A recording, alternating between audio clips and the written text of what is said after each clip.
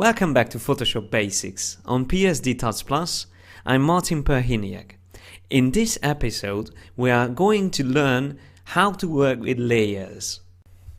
In this example, I have 3 photographs and I would like to arrange them and name them properly, similar to this description what I have on the Stonehenge photograph. On the Layers panel here on the right, you see all the elements that I used in this Photoshop document, and you can easily change the size of the thumbnails by right-clicking on them, and you can choose small, medium, large or no thumbnails. I usually use small thumbnails when I have lots of layers in one Photoshop document. You can easily rename these layers just to make it more organized by double-clicking on the name of the layer and rename it. I will call this River Avon, which is in Bath in UK. You can use the Move tool to move layers, and you will always move the layer that you select from the Layers panel. So for example, now I selected River Avon with this bridge, and if I use the Move tool, which is the first tool in the toolbar, I can easily move this layer around. But as you can see, this other photographs is in front of the river image because that is on top of the layer structure. So if I now click on River Avon and move it up on top of the other layers, then it will be on top of all the other layers. If I move it behind Stonehenge layer, then it will be behind that photograph as well. You can turn on and off the visibility of layers by these little eye icons. So I turn on and off the Stonehenge layer. And if you want to see only one layer at a time, you can Alt-click on one of these eye icons to see only that layer, and then Alt-click again on the eye icon will show all the others. You can also use opacity for layers. If you want to make a layer semi-transparent, you can click on the name opacity and then drag left or right to change the opacity, the percentage. And as you can see, if I set it somewhere in the middle, it will be semi-transparent. So now I can see through the Stonehenge photograph and see partly the bridge photograph underneath it. If you want to place another photograph into this document, you can use mini bridge or bridge and just drag and drop that new photograph onto the image. So for example, I would like to use this cathedral photograph. I can easily drop it from mini bridge into the document. I can resize it. It's always good to press and hold Shift key while you are resizing by dragging one of the corner points, just to make sure that you don't stretch your image. And then this is going to be also in the document as a new layer. If you want to delete a layer, you just simply press backspace from the keyboard. If you want to create a new layer without any content on it, you can also use this option, which is create a new layer. This is going to be an empty layer with no content at all. But you can use the brush tool, for example, to draw on that layer, and that will appear in the little thumbnail as well for the layer. I just delete this as well because I don't need that one. Well, what is really important, how to resize images. So I just change back the opacity to 100 for the Stonehenge image, and I show you how can you resize a layer. The best way to do that is to go to Edit, Free Transform, and that gives you a bounding box around the image, as you can see.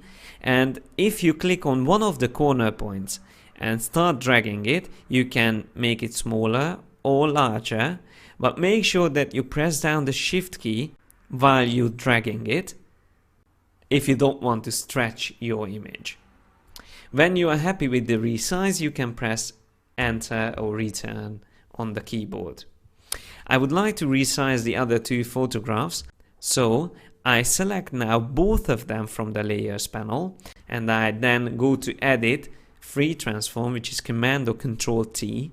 I will use this a lot, so I will only say I use free transform, but I will use it from the keyboard shortcut. And now I can resize them at the same time, and I also press down the shift key just to make sure that I don't stretch them. And when I'm happy with my resize, I just press return again. I would like to also create these little titles for each photograph. And I would like to also organize my layers just to make sure that I will quickly and easily find them whenever I need to make changes. So, first of all, I would like to put the Stonehenge title together with that black background, which is a separate vector shape layer, a little bit to the right of this photograph. So I use the move tool and I move it to the right, like this. Then I would like to also select the photograph itself. So I select that one. Now 3 layers are selected. And I go to layer and I choose group layers. This is also a useful keyboard shortcut, Ctrl-Command-G. So I select that. That will create a layer group, and we can name this layer group Stonehenge. Now next time, if I want to move these layers, I just simply need to select the group and I can move them all together. But I still have the possibility to move them separately or change them if I open this group with that little arrow on the left to it. So grouping layers just makes it easier to keep your layers more organized and to work faster and more efficient. Now I would like to also have a description or title for the other 2 photographs. First I move them in place. I will move River Avon here on the right and this Roman bath to the left. And I select the title and the shape layer together. And now I will duplicate these layers by holding down the Alt key or Option key and dragging them up or down in the layers panel. I can create quickly 2 duplicates. And then I can use my move tool and move it down here onto the other image. You can also use the same keyboard shortcut, the Alt key, with the move tool on the image itself to duplicate selected items. Now I would like to change the titles, so I will use the Type tool and I will double click on this title to change the text. I will call this Roman Bath. I will double click on this and I will call that River Avon. Now, as you can see in the layers panel, it becomes a bit more complicated after a while to find what you are searching for if you have more and more layers created. So, as I said, it's always good to organize your layers into groups. So I will select River Avon and its background and also the photograph together by Control or Command clicking on them, and then I will use the keyboard shortcut Control or Command G, and that will create a new group and I will call that River Avon. Then I select the Roman bath photograph and the other 2 layers which I use for the description. I use the same keyboard shortcut Command G to create the group and I will call this Roman bath.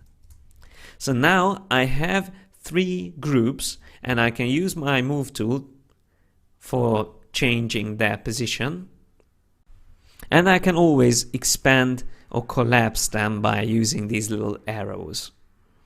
Because I'm not using overlap between these photographs, I don't really need to take care which one is on top and which one is below the others. But I can use a layer style to add an edge to each of the photographs, and I can even apply a drop shadow effect on them to make it more realistic. To do that, I will start doing it on the Stonehenge photograph. So I go to Stonehenge group and I double click on this photograph, the layer, double click on it to get the layer styles options, and I will choose stroke. Make sure that you not only check stroke but also click on the name stroke to have the additional options here on the right. I choose a white color and I choose position inside and I increase the size a little bit to have a frame like this, as you can see in the background. And I would like to also apply drop shadow, so I select drop shadow. I also click on drop shadow to have the additional options for that effect.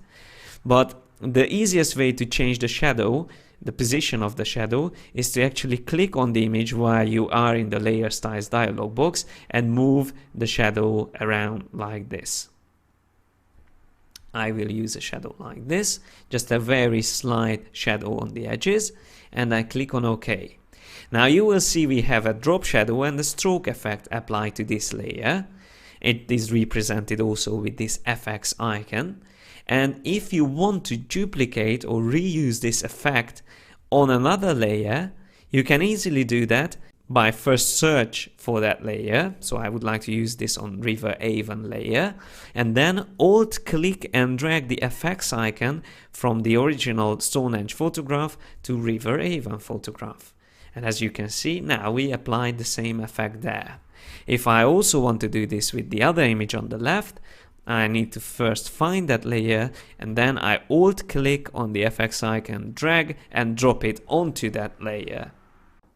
Now you can see why it's good to have everything organized in the layers panel.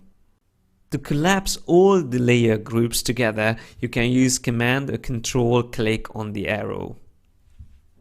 So this is a quick overview of the layers panel and how to work with layers.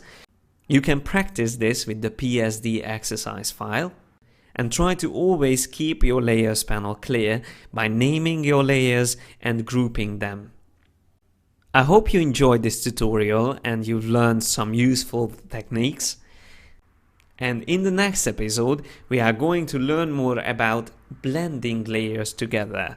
So if you found this tutorial interesting, I'm sure you will find that one even more interesting. Thank you for your attention and see you next time.